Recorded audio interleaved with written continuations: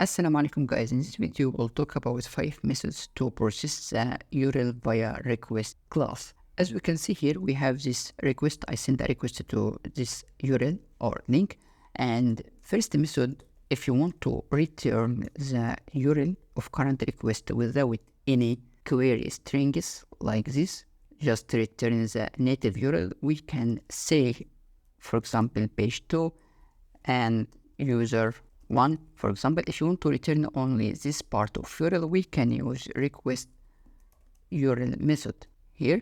And if we see the description, get the URL no query string, right? Now refresh.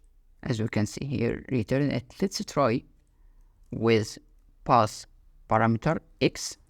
It will be nullable, and I will try with this. As we can see, it returns also the full path here, right? And if we add query equal to test, for example, it returns the URL only without any query parameters. The second method is full URL. If we open it, it will return everything in the URL here, full, completely, right? Pass parameters and query parameters. The next one is request without query, and you want to return the full URL without specific query string or query parameter. For example, I want to accept the query, and I will add another one here, user equal to 1, and I will say refresh, and I will say please accept the user parameter, right, from the URL. If I refresh here, it will return all queries except the user query parameter. If you want to manipulate the query parameters and add another one, append another one without any duplication, we can say request with full URL width, and we can define some query parameters here. I can maybe define something like this: ID equal to 10, and another one, name equal to Ahmed. Refresh, it returns this URL, the current URL, right, plus the query that I added in the method here, ID1 and the name Ahmed.